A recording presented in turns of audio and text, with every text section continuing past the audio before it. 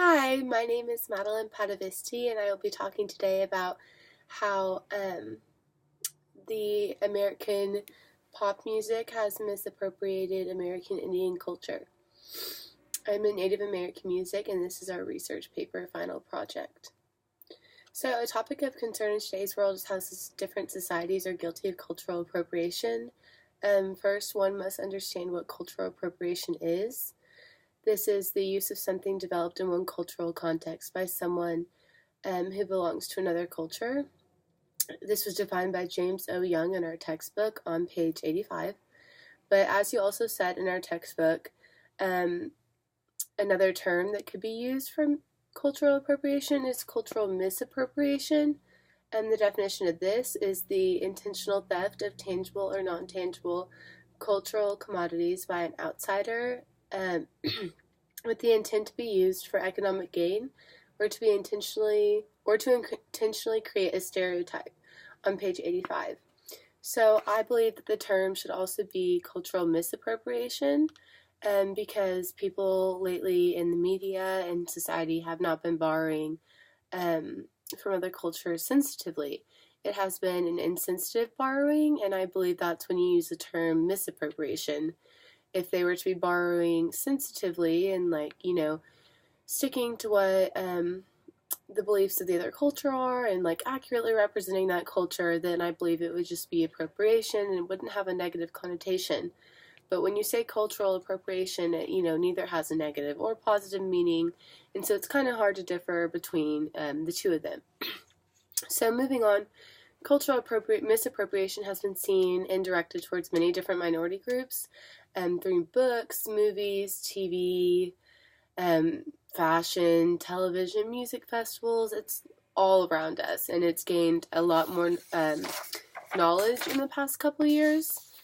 So during concerts, one of the more in particular ones is Coachella, where people tend to dress up in the Indian headdresses and that kind of style. So the misappropriation, in my opinion, it shows ignorance, and it shows that the person is guilty of not having adequate knowledge on the culture he or she is trying to borrow from, which we'll get into the topic later, known as cultural confusion. So I'll talk about how American music and different terms have, shown misappropriation towards the Indian culture, and then we'll close with some ideas on what we can do in order to minimize these events from happening in the future. So to begin, cultural misappropriation, I believe, takes place at a very young age in American children. So one of the ways this takes place is through acting, or the act of playing Indian. A broad definition of this is when people just, purposely take on the role of being an Indian, apart from the knowledge of the importance of their culture, and it's a cultural misappropriation. So, like you said in your textbook, in schools, kids will play the game Cowboys versus Indians, where they either, are the cowboy or they're the Indian, and they, fight each other. And, then another one where people play Indian, or during Halloween, where girls dress up as Indians as a costume. This is offensive and degrading to the Indian people.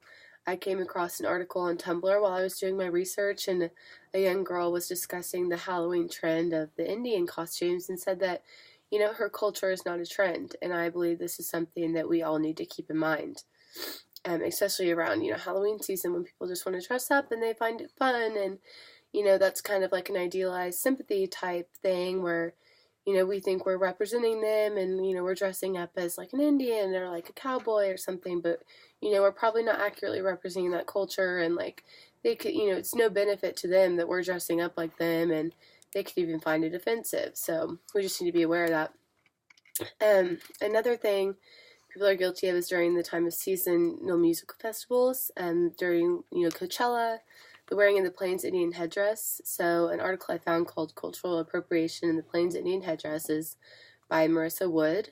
She said many hipster subculture members wear the headdresses in a highly sexualized manner, which perpetuates stereotypes of Native women and strips the headdress of its spiritual significance. So the wearing of the headdress is considered playing Indian, and it ties back into cultural appropriation, which harms the appropriated community because it interferes with the community's ability to define itself and establish its own identity, also found in Wood, which is so true. I mean, it doesn't give that, community its own chance to define itself because we're sitting here acting and playing and dressing up as them as if we know and what they are and what they come from and everything else. So these discussions on playing Indian and cultural appropriation can lead into cultural confusion, which, as we said, is not that there isn't accurate information available, it's that there's an overflow of false information being portrayed in society, so we don't really know what to take from, and that's where our stereotypes build in, and people see stuff every day, poorly portrayed, and our textbook discusses how this can stem from the Tomahawk Chop, popular songs, sports mascots, television characters. I mean, they're truly all around us. So before diving into the example from our book about how American pop music has been misappropriated American Indian culture, I want to discuss the music video called Looking Hot by the group No Doubt. It's a more present day example. It was eventually taken off the internet because it was so culturally misappropriated. Gwen Stefani, American popular singer and songwriter, is dressed as an American Indian and ends up getting chained to a wall at the end by some cowboys.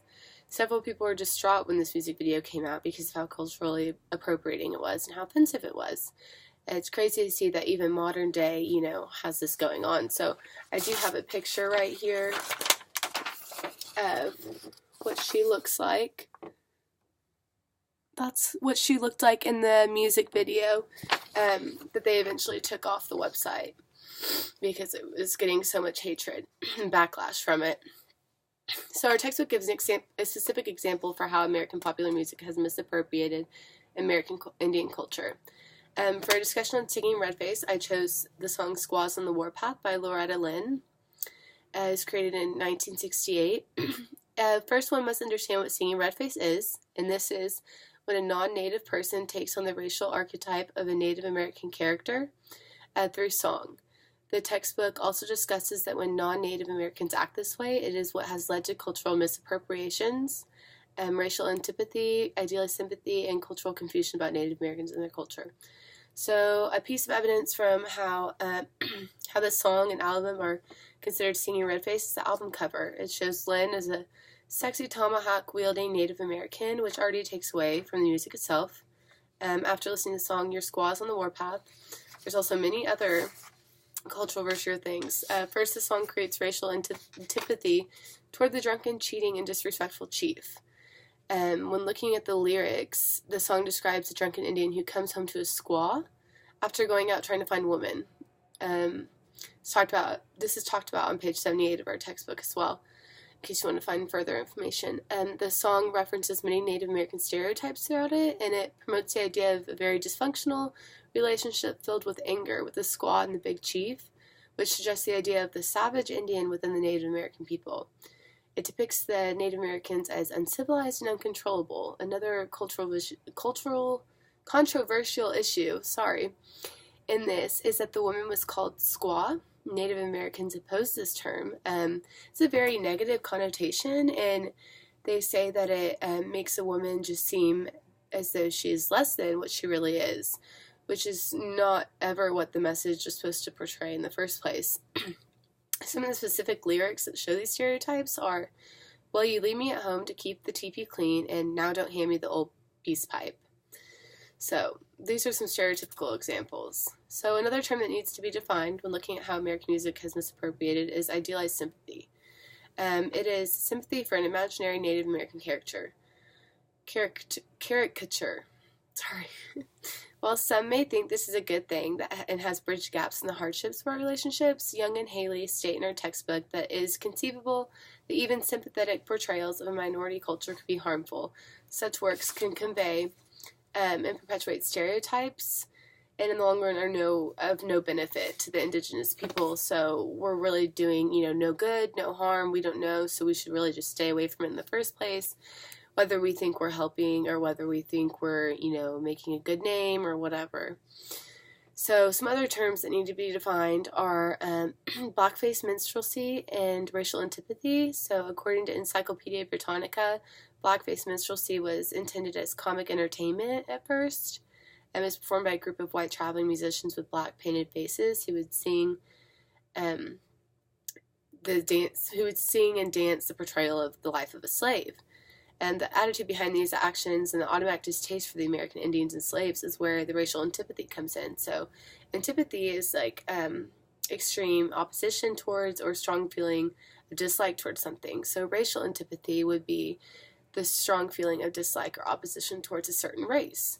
And the blackface minstrelsy groups lacked respect for the African American race and misappropriated all the hardships they had to endure throughout history, and instead turned them into a comic entertainment piece.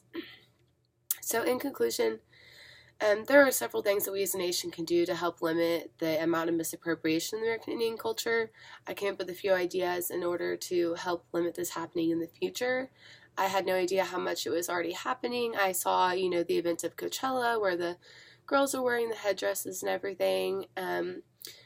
I didn't know it had been such a pervasive issue that we need to take a stand on now so that we can get a hold of it before it gets way too out of control. So first, we can obtain unbiased and well-rounded knowledge about cultures that aren't our own. When doing this, we must look past what the media presents, and for each culture, look at them individually and see what they want us to know about them. We need to avoid cultural confusion. We need to see what that culture wants to tell us about themselves, and so they can get their message across. And we're not taking, stereotypes in hand and looking at what other people say about them. It needs to be on a full-on, look internally and not just look at the external facts. Secondly, we need to not allow racial antipathy to overtake our lives. We are all the same. No one should be seen as lesser or more important than another culture or society. We should all be on the same levels. Third, although we may not think we are guilty of cultural misappropriation, in some of our songs, movies, or actions, we need to think about idealized sympathy and, always see if that plays a role, because it plays just as big as a role in cultural appropriation, because these songs hold the issues of voice appropriation and misrepresentation. I just think that overall, we as Americans need to be more culturally aware, and not only culturally aware, but culturally sensitive, and take action on this to the other societies around us. So thank you. I've really enjoyed this class, and I hope you enjoyed my presentation.